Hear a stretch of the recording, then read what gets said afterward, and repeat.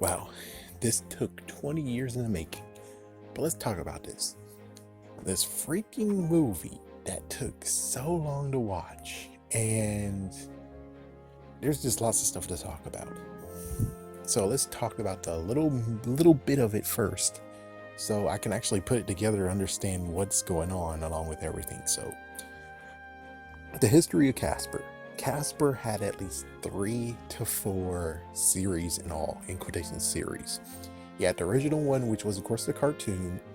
Then in 1990s, we got the movie.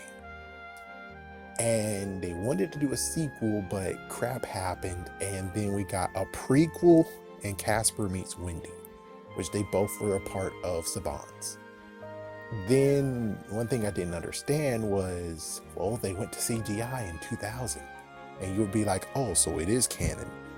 No, turns out that this was just a standalone, and it's not even made by Saban's. It was made by the owners of Casper, period.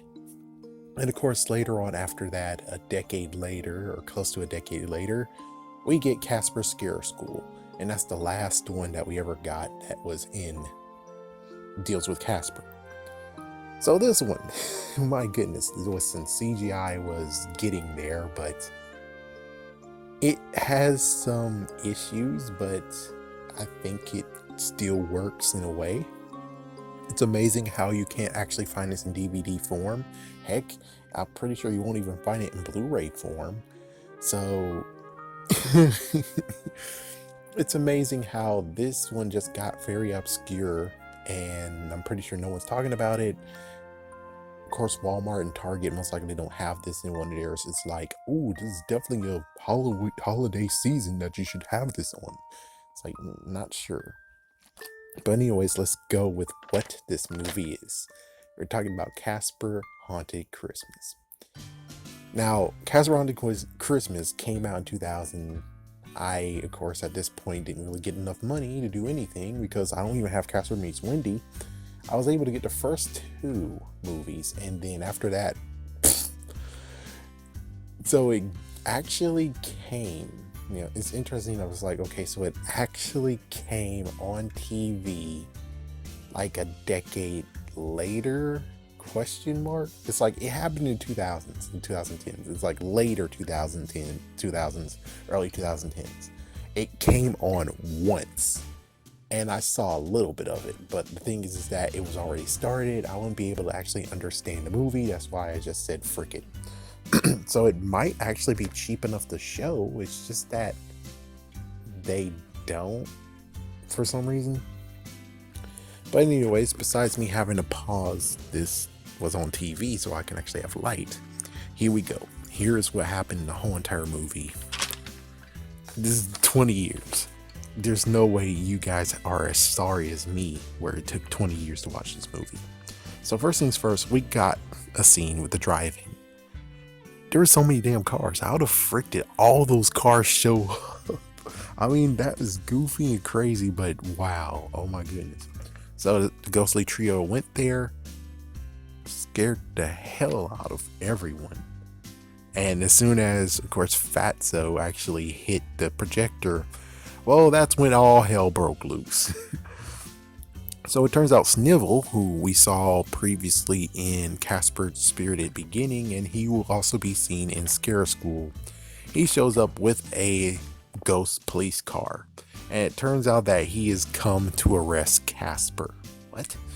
It's because apparently they have a quota once a year, which is you have to scare a person once a year. Me, I'm like, well, even though every single day might be accidental to Casper, shouldn't it just be like, oh, every single day he could scare one person? That's 365th of a scare, which are 366th if leap year. So it's like, yeah, why can't we do that? It's like, nope, we gotta do this. So apparently Kabosh got summoned by accident. Kabosh actually says, oh, well, I don't like you guys. I'm taking your freaking hunting. I'm taking your haunting licenses. And, oh, note, Casper has until Christmas to scare one person. If he doesn't, he goes to the dark. So not Dark Void or the Void or Voidless Wonder, the Dark. That's what they call it. Sure, why not? And his freaking uncles get sent too just because he doesn't like them. So what he does even more is the fact of, since I know you guys don't like Christmas and I don't like you, I'm sending you to Chris, Massachusetts, or Christmas. I wonder if that actually is a freaking city. Okay, so we get to have our main character, Holly Jollymore, and her parents actually are Christmas decorators. They create Christmas decorations. Wow. So that's why they actually moved there, because, well, come on. And the house is Christmas everywhere. They have Christmas trees in every single room. You don't even want to look at their bathroom, even though, wait, hold on. We saw later on that the bathroom wasn't decorated like that when the dad took a shower. Wait a minute. What's up with this continuity? Hey. Oh, anyways, it took me now to figure out that, oh my gosh, they did that.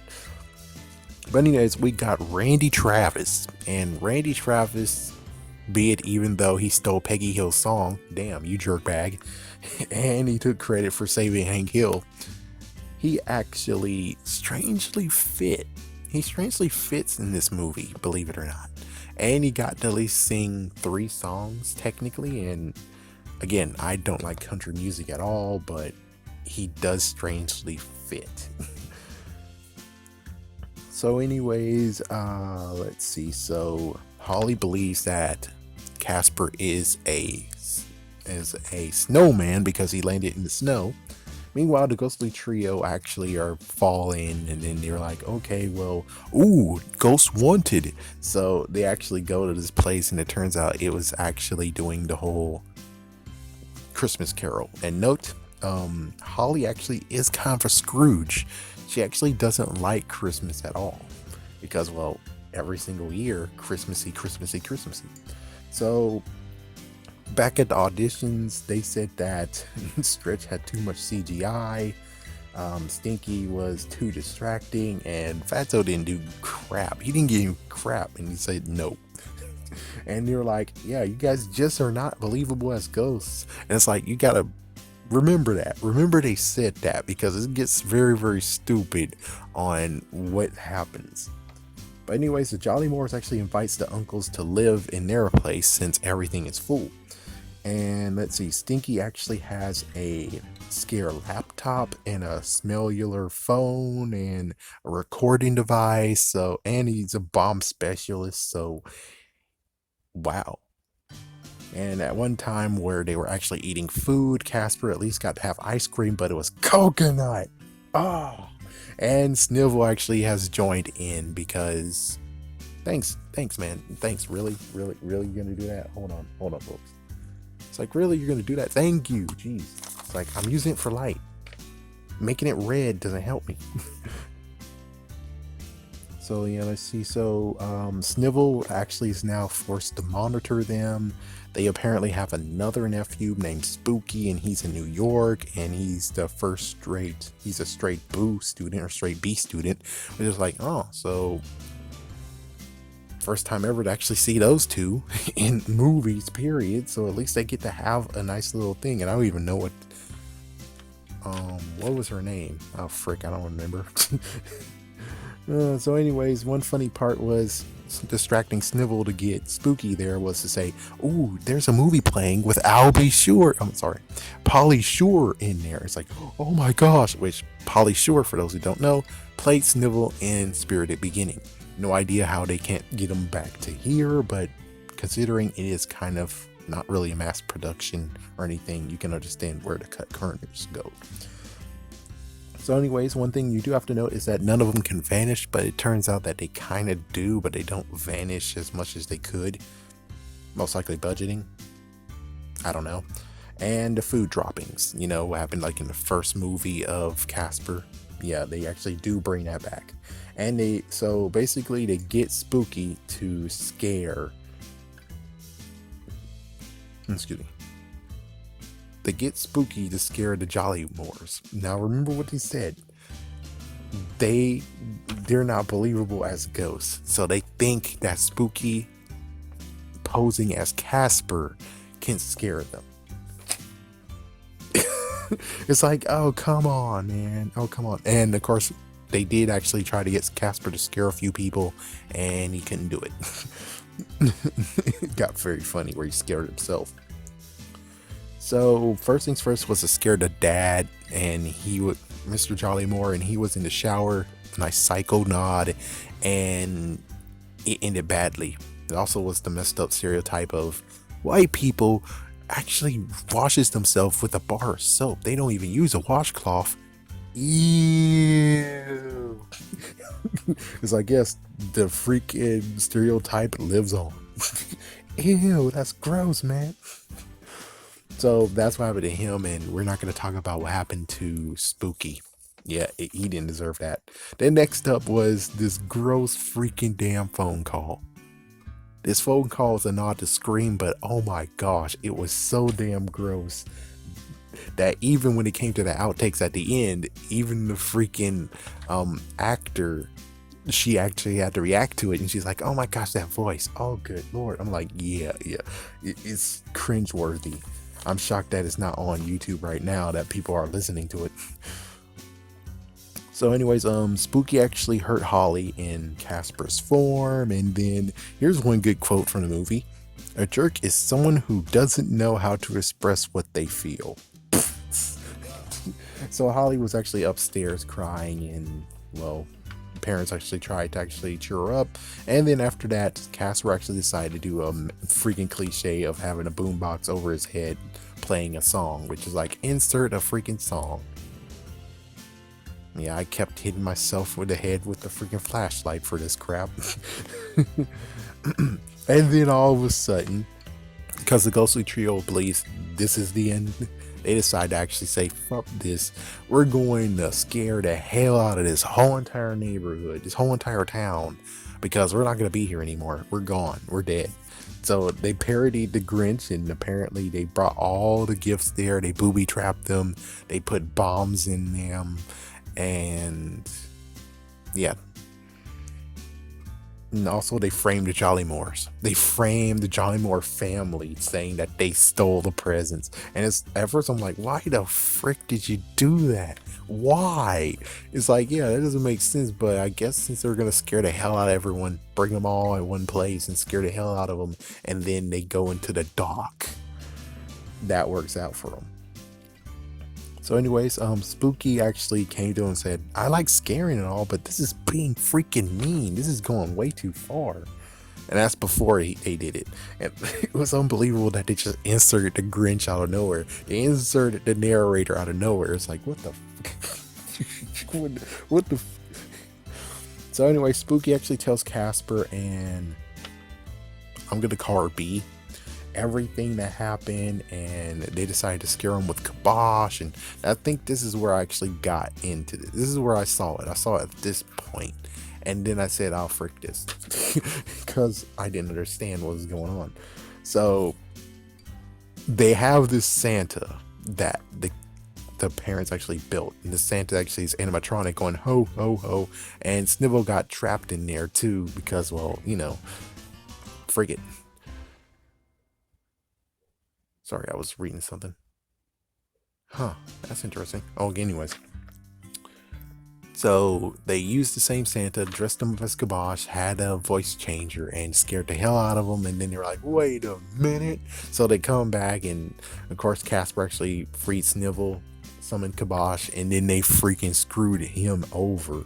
They screwed kibosh over, the ghostly trio, and they all were about to go to the darkness, the dock. Even freaking Spooky and his girl, but then Casper was able to stop him and told him, hey, I scared the ghostly trio. And then of course Snivel was like, yeah, I'm not going to give him the licenses, only Casper did something. And then he gets knocked into the house. It's revealed that, oh, they have this big final hurrah, and they're like, no, we're not going to scare people, we're going to actually give you a gift of torturing ourselves. So they set off all the stuff, and then there you go, the end. They get to have their license back. Everyone gets to have a holly jolly Christmas. I forgot to say, They even parodied Cindy Lou Who, but it wasn't even a girl, it was a dude, it was a boy.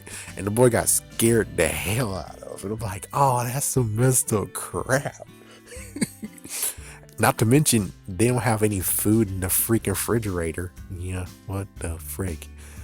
But was it worth it actually watching this movie that took 20 freaking years to watch? Kinda, sorta. I mean, I'm glad I watched it, and I actually bought it, a VHS that was brand spanking new that I had to rip the packaging out of. It was kind of weird that it did get some little bit of the blips that you see when it comes to overuse, but this is the first time anyone watched it, period, so it's kind of weird. And the intro, all the stuff in the beginning of it kind of sucked ass, from the point of being like, I think it was glasses for kids, for the unfortunate. Yeah, so the unfortunate ones. Then you got, after unfortunate ones, then you had Kitty Park or some kind of crap, and then Beyond the Mysterious Beyond, and then they finally got into stuff. But anyways, I'm glad I actually saw it. Finally, it's done. I can actually move on. More movies to watch besides that one. So, watch or don't watch, I would say, it's a Christmas movie. 'Tis the season.